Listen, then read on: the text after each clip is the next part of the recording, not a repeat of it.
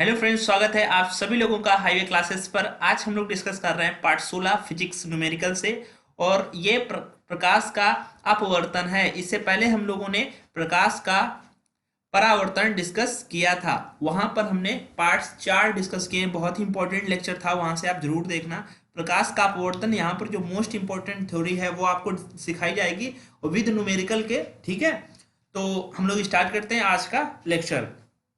और ये सभी परीक्षाओं के लिए इंपॉर्टेंट है, साथ खासकर रेलवे के लिए बहुत इंपॉर्टेंट है, क्योंकि रेलवे के न्यूमेरिकल पूछे जाने लगे हैं। कहीं कहीं पे न्यूमेरिकल पूछ लेते हैं। ओके।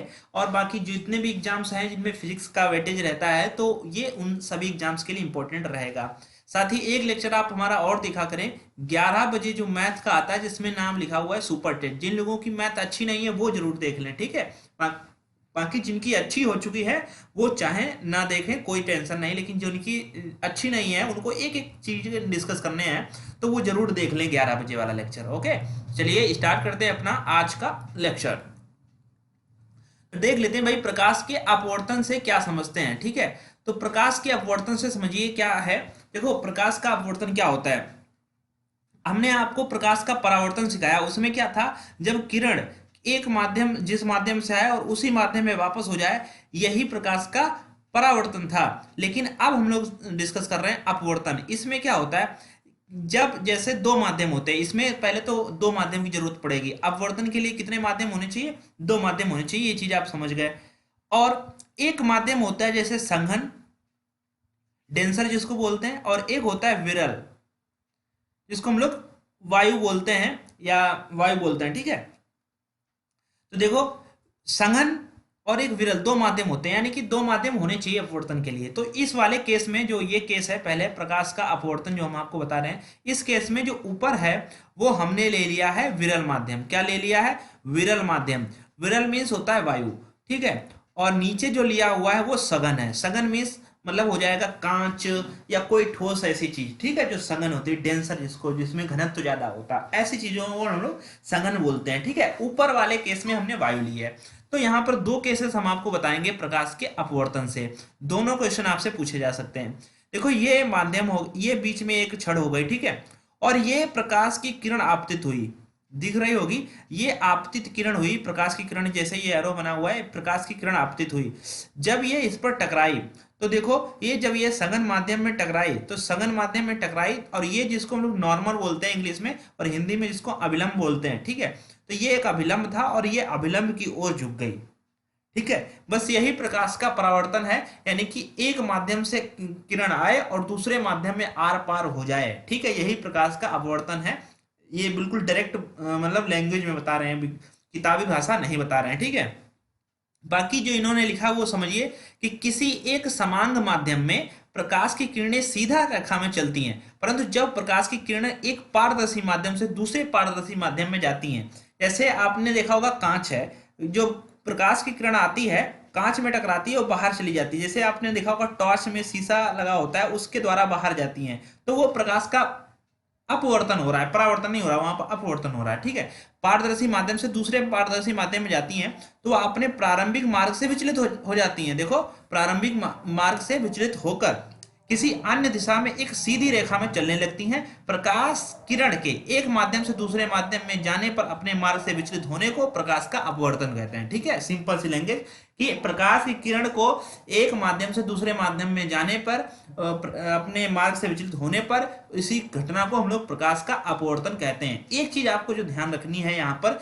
ये कि अगर जो किरण है वो विरल माध्यम से सघन माध्यम में जाएगी, तो वो अभिलंब की ओर झुक जाएगी। अपवर्तित किरण है कि क्या है, ये हम लोग अपवर्तित किरण है और ये आपतित किरण है। ठीक है, वहां पर हम लोग कहते थे इसको परावर्तित किरण। ठीक, यहां पर ये कोण आई रहेगा अभिलंब के साथ में, ये देखो कोण आई है, इंसिडेंट रे, और ये रिफ्रैक्टेड यानी कि अपवर्तित, रिफ्लेक्सेस हो जाएगा यहाँ पर। तो यहाँ पर आर से डिनोट करेंगे हम लोग, ये कोण आर हो गया और ये कोण आई हो गया। ठीक है, तो ये है एक कंडीशन। आपको कंडीशन ये ध्यान रखनी है, बहुत इंपॉर्टेंट इसलिए बता रहे हैं क्योंकि अगर विरल माध्यम से संगन माध्यम, आपसे क्वेश्चन ऐसे पूछ सकते हैं डायरेक्ट प्रकार, ऐसे पूछ सकते हैं कि यदि एक प्रकाश की किरण विरल माध्यम से संगन माध्यम में जाती है, तो वह पहला ऑप्शन होगा अभिलंब की ओर झुक जाती है, अभिलंब से दूर हो जाती है, और ऐसे करके बहुत सारे ऑप्शन होंगे। तो उसमें आपसे लगाना है कि अभिलंब की ओर झुक जाती है जब सघन माध्यम में जाएगी विरल माध्यम से। ठीक, ये पॉइंट आपका निकल के यहां से आया। आगे बढ़ते हैं तो नेक्स्ट डायग्राम जो है ये बिल्कुल प्रकाश के परावर्तन को ही दर्शाता है, और ये जो पूरी लैंग्वेज लिखी हुई है ये मान चल सकते हैं कि किताबी लैंग्वेज लिखी हुई है, ठीक है, जो कि टाइप हुई है। बाकी आप समझ लेना, मैंने इसको डिटेल में लिखवा दिया है, ठीक है। आप यहां से मैं समझा रहा हूं उसको समझिए और पढ़ भी लेना, पीडीएफ मिल जाएगी टेलीग्राम पर। आप जब भी खाली बैठे हो तो इसको जरूर पढ़ना, एक एक चीज डिटेल में बता दी है। जैसे मैं बोल रहा हूं ऐसे ही जब आप लिखा लिखा हुआ पढ़ेंगे तो आपको यही लग रहा होगा कि हमें कोई समझा रहा है, ठीक है, बड़ा आसान से। जैसे पहले माध्यम से चलने वाली किरण ओ ए, तो देखो ये ओ है और ये देखो ए, पहले माध्यम से, ये पहला माध्यम कौन सा है, सघन। आपको दिख रहा होगा ये लिखा भी है, ये सघन है, और सघन में क्या कांच ले लेते हैं, और ये विरल मतलब वायु। अब की बार जो किरण है प्रकाश का परावर्तन होगा वो सघन माध्यम से विरल माध्यम में होगा, ठीक है, सघन माध्यम से विरल माध्यम में। आपतित किरण ओए है और दूसरे माध्यम में चलने वाली किरण ए बी है, दूसरे माध्यम ये ए बी है, इसको हम लोग परावर्तित किरण कहते हैं। यही सारा सब कुछ लिखा हुआ है। मेन मुद्दे की बात हम आपको बताते हैं कि अगर प्रकाश की किरण सघन माध्यम से विरल माध्यम में जाएगी तो वो अभिलंब से दूर हट जाएगी। अभिलंब क्या है, ये डैश डैश वाला है, ये अभिलंब है, ये देखो दूर हट गई। पहले के केस में पास थी, आपको नहीं समझ आ रहा तो फिर से देख लीजिए। पहले के केस में देखो ये पास में है, कितना पास में है, ये दूर नहीं हटी है। लेकिन दूसरे वाले केस में हम आपको दिखाएं, दूसरे वाले केस में ये देखो दूर हट गई है, ये देखो कितना गैप है, दूर हट गई, यानी कि अभिलंब से दूर हट जाती है। यहां से जो क्वेश्चन आपसे पूछा जाएगा वो यूं पूछा जाएगा कि अगर प्रकाश की किरण सघन माध्यम से विरल माध्यम में जाती है तो वह अभिलंब से, पहला ऑप्शन होगा दूर हट जाती है, यही सही है। पर अभिलंब से क्या होती है, दूर हट जाती है, अभिलंब के पास आ जाती है, अभिलंब में चिपक जाती है, ऐसे बहुत सारी चीजें यहाँ पर आपको देखने को मिलेंगी। तो ये था प्रकाश का परावर्तन। आपको समझ में आ गया होगा कि भाई प्रकाश का अपवर्तन, सॉरी, प्रकाश का अपवर्तन किसे कहते हैं, प्रकाश का अपवर्तन किसे कहते हैं, प्रकाश किरण एक माध्यम से दूसरे माध्यम में जाने पर अपने मार्ग से विचलित होने को प्रकाश को अपवर्तन कहते हैं, ठीक है। ये चीज है, बिल्कुल हमने इसको बिल्कुल अच्छे से लिख लिया है, आप इसको जरूर पढ़ लेना। देखो प्रकाश का जो अपवर्तन है वो दो प्रकार का होता है। क्या होता है, प्रकाश का अपवर्तन दो प्रकार का होता है, एक होता है निरपेक्ष अपवर्तनांक और एक होता है सापेक्ष अपवर्तनांक। यानी कि किसके सापेक्ष ले रहे हो, किसके निरपेक्ष ले रहे हो। देखो निरपेक्ष में बात होगी तो वायु के निरपेक्ष लिया जाता है, और सापेक्ष में होगी बात तो किसी के सापेक्ष लिया जाता है। जैसे कांच, ठीक, कांच और वाटर, ये दो चीजें ज्यादा प्रचलित हैं। सापेक्ष जो लेते हैं पानी और कांच के ग्लास और वाटर के सापेक्ष लेते हैं, और निरपेक्ष की बात होगी जब भी वायु के। जैसे यहाँ पर जो लिखा हुआ है उसको भी थोड़ा पढ़ लेना चाहिए, जिससे कि आपको यहीं से फैक्ट मिलने लगेंगे। निरपेक्ष अपवर्तनांक किसे कहते हैं, अपवर्तनांक किसे कहते हैं, ठीक है, अपवर्तनांक किसे कहते हैं, जब प्रकाश का अपवर्तन, ध्यान से देखें, जब प्रकाश का अपवर्तन वायु से किसी अन्य माध्यम में होता है तब आपतन कोण की ज्या तथा अपवर्तन कोण की ज्या के अनुपात को उस माध्यम का निरपेक्ष अपवर्तनांक या केवल अपवर्तनांक कहते हैं। आपसे यहां से कोई क्वेश्चन नहीं ऐसा बनने वाला, आपसे यूं सिंपल सा पूछा जाएगा। जो इन्होंने निरपेक्ष अपवर्तनांक कहा है ये तब होगा जब वायु, देखो वायु से किसी अन्य माध्यम में होता है तब आपतन कोण की ज्या, आपतन कोण की ज्या का मतलब होता है, ज्या का मतलब होता है साइन, ठीक है, साइन, आपतन कोण है इसलिए साइन आर, और अपवर्तन कोण की ज्या, अपवर्तन कोण की ज्या यानी कि साइन आर, आर मतलब अपवर्तन कोण की अनुपात को उस माध्यम का निरपेक्ष अपवर्तनांक कहते हैं। यानी कि n बराबर जो आ जाएगा वो आ जाएगा साइन आई बटे साइन आर, और यही स्नेल का नियम भी है। अगर आपसे पूछा जाए स्नेल का नियम क्या है, यही स्नेल का नियम है, ध्यान रखना। और अपवर्तनांक को हम लोग म्यू से भी डिनोट कर सकते हैं और यन से भी डिनोट कर सकते हैं। यहां पर यन से डिनोट किया गया है तो आप म्यू से डिनोट कर लीजिए या यन से डिनोट कर लीजिए, स्मॉल एन से, अपवर्तनांक को ध्यान से देखना। माना प्रकाश की किरण के लिए वायु में आपतन कोण आई तथा अन्य किसी माध्यम में गुजरने पर अपवर्तन कोण आर है। अपवर्तन कोण कैसे बनता है, ये जो आपतित किरण होती है वहां पर आई बनता है, जो परावर्तित किरण होती है, जो अपवर्तन होता है वहां पर आर, वो आपतन कोण कहलाता है, ठीक है, अपवर्तन कोण आर है। तो नियतांक साइन आई बटे साइन आर का मान उस माध्यम का अपवर्तनांक कहलाता है, ठीक है, उस माध्यम का अपवर्तनांक कहलाता है। अपवर्तनांक क्या होता है कि एक माध्यम और बटे में दूसरा माध्यम, ये होता है अपवर्तनांक, ठीक। तथा इसे n अक्षर से प्रदर्शित करते हैं, n बराबर साइन आई बटे साइन आर, और यही स्नेल का नियम भी है, ध्यान रखना। ठीक है, स्नेल का नियम पूछा जाए तो आप ध्यान रखना साइन आई बटे साइन आर, और यहाँ म्यू से भी डिनोट कर सकते हैं और n से भी डिनोट कर सकते हैं, कोई मैटर नहीं करता है। ठीक, अब सापेक्ष अपवर्तनांक की बात कर ले। निरपेक्ष अपवर्तनांक आपने जान लिया कि भाई निरपेक्ष मतलब क्या होता है, वायु और कोई अन्य माध्यम को साथ लेकर, ठीक है, तो वो हो जाएगा निरपेक्ष अपवर्तनांक। और सापेक्ष अपवर्तनांक क्या हो जाएगा, यदि पहला माध्यम वायु या निर्वात के स्थान पर, देखो पहला माध्यम वायु या निर्वात के स्थान पर, वायु या निर्वात दोनों की बात है, स्थान पर अन्य माध्यम हो तो इसे पहले माध्यम के सापेक्ष दूसरे माध्यम का सापेक्ष अपवर्तनांक कहते हैं। कह रहे हैं कि अगर वायु या निर्वात में से इनको हटा दो, इनके जगह पर कोई दूसरा ले आओ, दूसरा माध्यम, और तो दूसरा माध्यम ले आओगे तो दूसरे माध्यम का सापेक्ष अपवर्तनांक कह देंगे। ठीक है, तो इसे पहले माध्यम के सापेक्ष दूसरे माध्यम का सापेक्ष अपवर्तनांक कहेंगे। कैसे, इसमें अपवर्तनांक चिन्ह को n के दोनों ओर क्रमशः पहले तथा दूसरे माध्यम का संकेत लिखा जाता है। जैसे अभी हम आपको बताएंगे क्या ये कहना चाह रहे हैं, संकेत लिखना की बात कर रहे हैं। जैसे यदि और इसको अपना अपवर्तनांक जो है वो हमने n से डिनोट किया, ये चीज आपको बता दी है। जैसे कह रहे हैं कि किरण वायु, यानी कि किरण जो वायु जो है वो हमने a से डिनोट कर लिया, और कांच का मतलब जी मतलब ग्लास से डिनोट कर दिया, प्रवेश करती है। तो अपवर्तनांक को कैसे लिखेंगे, देखो ANG, देखो ऐसे लिखेंगे, देखो क्या लिखेंगे, ANG ऐसे प्रदर्शित करते हैं, तो वह वायु के सापेक्ष कांच का अपवर्तनांक कहलाता है। तो क्या कहलाएगा, वायु के सापेक्ष कांच का अपवर्तनांक, यानी कि ये जो है n, ये क्या है, अपवर्तनांक है। अपवर्तनांक किसके, वायु के सापेक्ष कांच का अपवर्तनांक, तो ऐसे लिखा हो NA×G। अब आप इसको पढ़ेंगे, वायु के सापेक्ष कांच का अपवर्तनांक, देखो जो वैल्यू नीचे होती है वो उसके सापेक्ष होती है, वायु के सापेक्ष कांच का अपवर्तनांक। तो हम लोग यहाँ से ऐसे भी लिख सकते हैं, जो कोण बनेगा, यानी कि refraction with respect to air, refraction of glass with respect to air, refraction of glass with respect to air, यानी कि इसको हम लोग ऐसे पढ़ेंगे, रिफ्रैक्शन ऑफ ग्लास, यानी कि रिफ्रैक्शन मतलब अपवर्तनांक, और किसका, of glass, with respect to air, यानी कि वायु के सापेक्ष ग्लास का अपवर्तनांक बराबर साइन आई बटे साइन आर। जैसा कि अभी हमने डिस्कस किया था, यहां पर आपको देख रहे हैं कि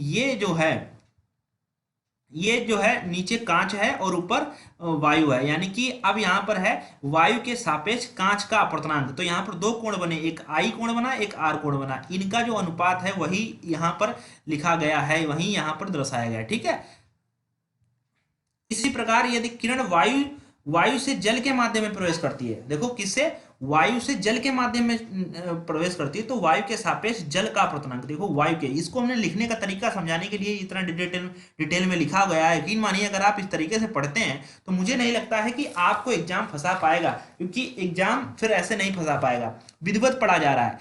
यदि इस प्रकार वायु से जल के माध्यम में प्रवेश करती है तो वायु के सापेक्ष जल के अपवर्तनांक को देखो कैसे लिखेंगे, अपवर्तनांक, यानी कि refraction of water with respect to air, यानी कि हम लोग इसको ऐसे पढ़ेंगे, जल का वायु के सापेक्ष जल का अपवर्तनांक, इसको कैसे पढ़ेंगे, वायु के सापेक्ष जल का अपवर्तनांक, वही कोण वही बनेगा साइन आर बटे साइन आर। ठीक है, दोनों की एक ही बातें हैं।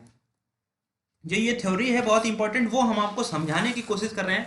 उम्मीद कर रहे हैं कि आपको थोड़ी थोड़ी जरूर समझ में आएगी, आप सही से पढ़ना, और बिल्कुल समझ में आ रही तो बहुत मजे की बात है।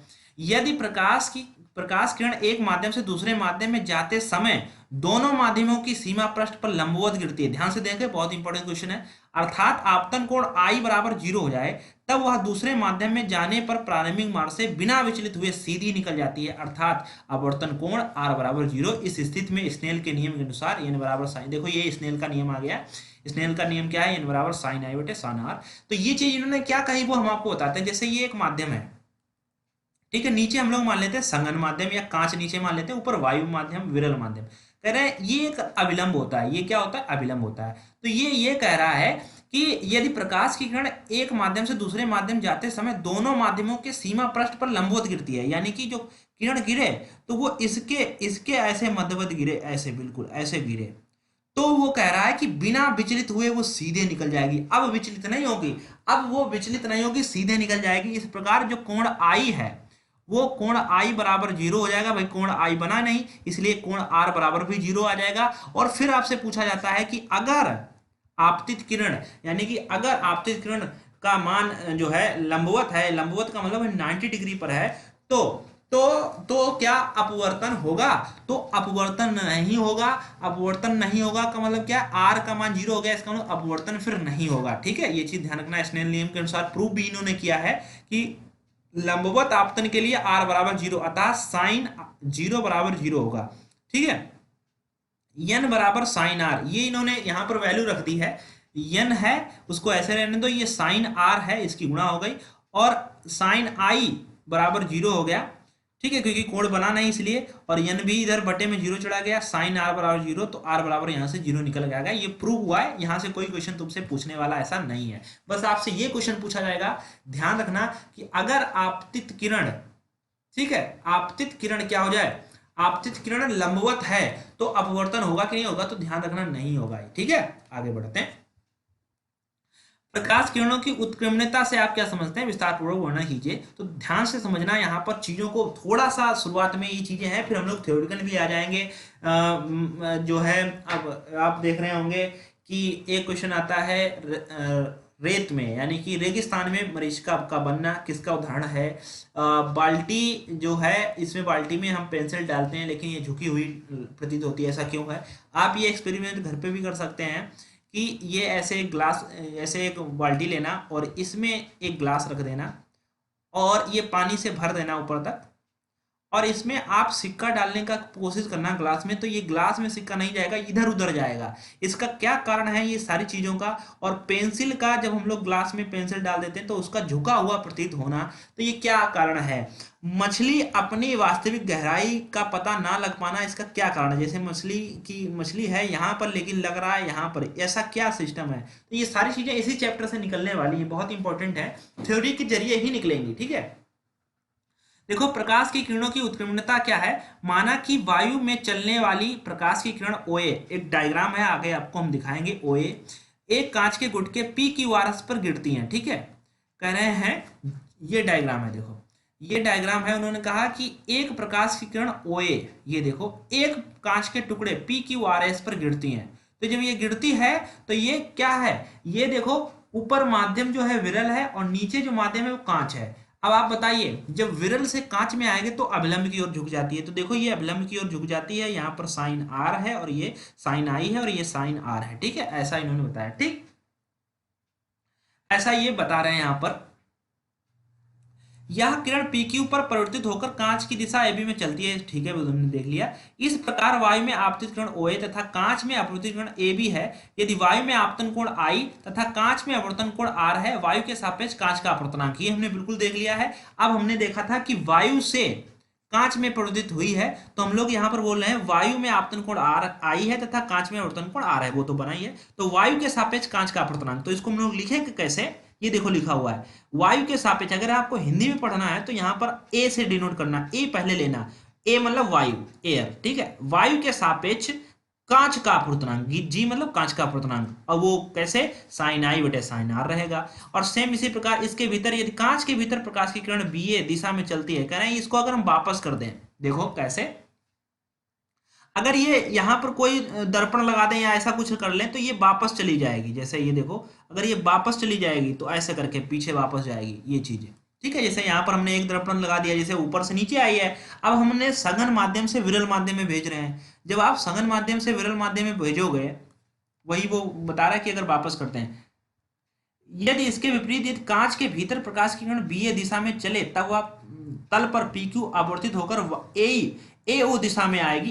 इस दशा में कांच में आपतन कोण R, ठीक है, कांच में आपतन कोण R, अब यहां आ जाइए, तथा वायु में अपवर्तन कोण I होगा। ठीक है, अपवर्तन, अगर ये दिशा इधर से चले तो फिर हम लोग कहेंगे R जो है आपतन कोण हो जाएगा और ये जो है अपवर्तन कोण हो जाएगा I। ठीक है, उल्टा इसका ले रहे हैं। अतः जब प्रकाश किरण कांच से वायु में जाती है, देखो कांच से वायु में बिल्कुल जा सकती है भाई, कांच से वायु में जा सकती है। अब प्रकाश की किरण आ रही है, उसके आगे कांच लगा दो, क्या वो नीचे नहीं आएगी? बिल्कुल आएगी, जाती है। तो कांच के सापेक्ष वायु का अपर्तनांक, तो आप पढ़ने वाले देखें, हिंदी वाले देखें, कांच जी पहले तो हम लोग कहेंगे कांच के सापेक्ष वायु का अपर्तनांक, तो साइन आर बटे साइन आई, ठीक है। जैसे हम लोग आपतन कोण लिखते हैं पहले, अपवर्तन कोण बाद में लिखते हैं, आपकी बार आपतन कोण आर है, ठीक है, इधर से जब हम लोग जा रहे हैं, ठीक है। तो बस समीकरण एक और समीकरण दो की तुलना करने पर, यानी कि इन दोनों की हमने क्या कर दी, गुणा करा दी। जब हमने लोगों ने गुणा करा दी है, तो ये देखो जब हमने इसकी गुणा कराई है, तो अब हमें ये चीज कट गई। जैसे आपने साइन आई बटे साइन आर पहले प्राप्त किया, और फिर साइन आर बटे साइन आई प्राप्त किया, तो ये कट गया, बराबर आपको क्या मिला, एक वैल्यू मिल गई।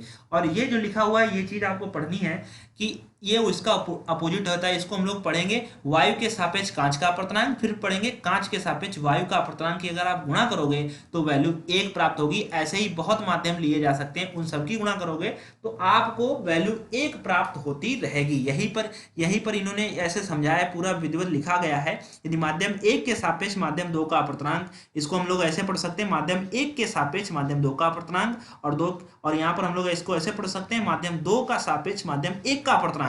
अगर इन दोनों की गुणा कराई जाए तो कितना प्राप्त होगा, 1 प्राप्त होगा। ये चीज यहां पर ऐसे लिखी गई है, ठीक है।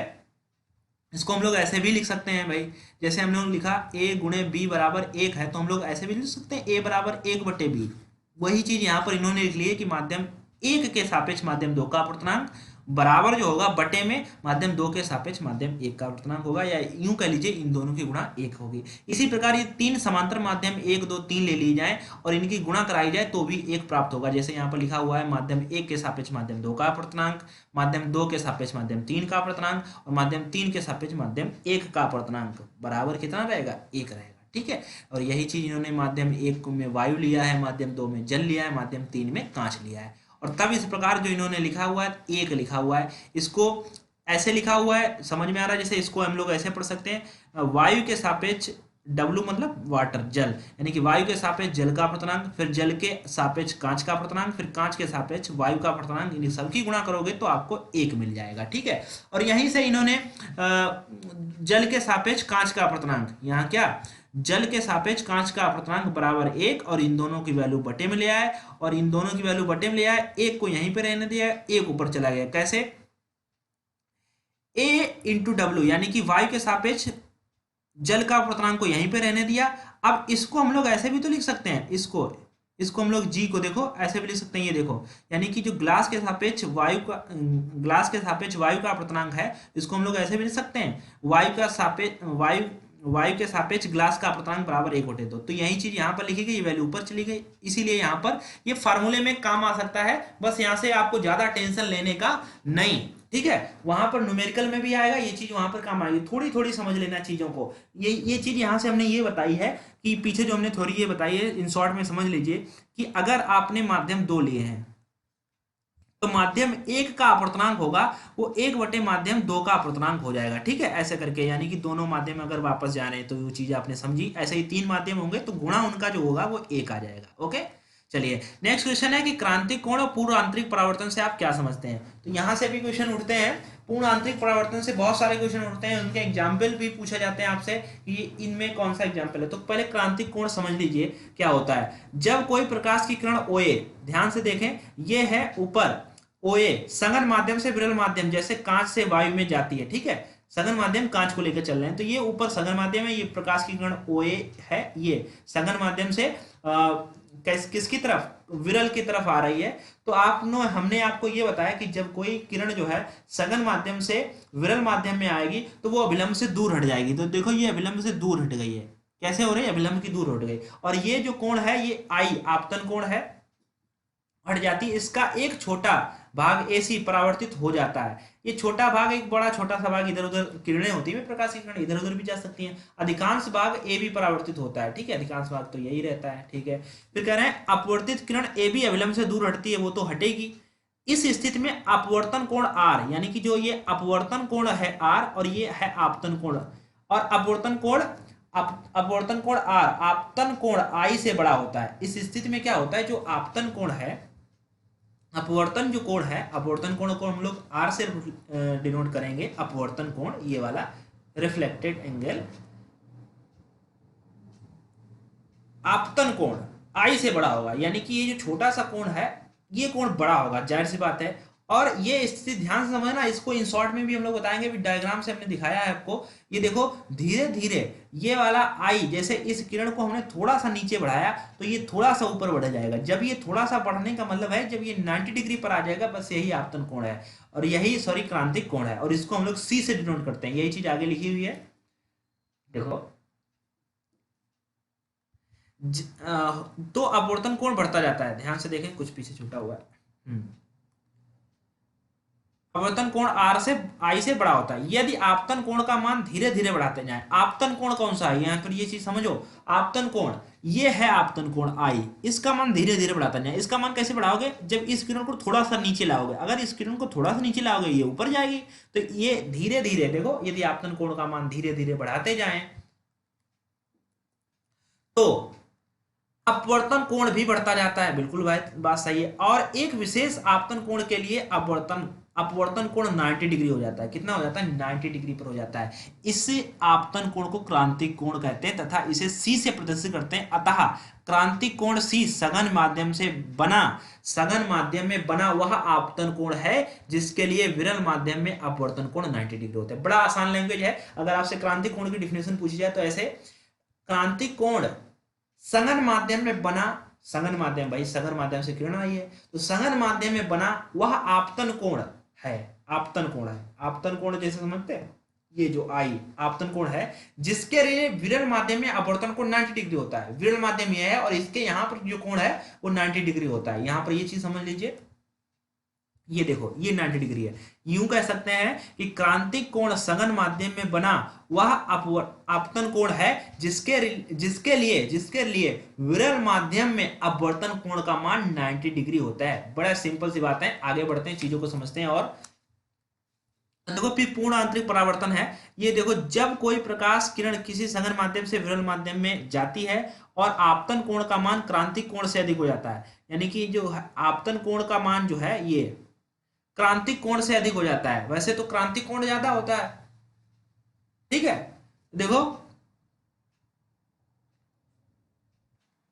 क्रांतिक कोण से अधिक हो जाता है। क्रांतिक कोण यहाँ पर कितना 90 डिग्री पे बना था और ये चीजें ऊपर उठ गई, यानी कि 90 डिग्री से ज्यादा हो गई। 90 डिग्री से क्रांतिक कोण से अधिक हो जाता है तो विरल माध्यम में प्रकाश किरण का अपवर्तन नहीं होता है। तो देखो विरल माध्यम में प्रकाश का किरण नहीं होता है। ये किरण इतनी झुक गई कि ये चीज रिफ्लेक्टेड उठ के ऐसे ऊपर को चली गई। सघन माध्यम में जैसे एक तरीके से प्रकाश का परावर्तन हुआ, ठीक है, पूर्ण आंतरिक परावर्तन, ठीक है,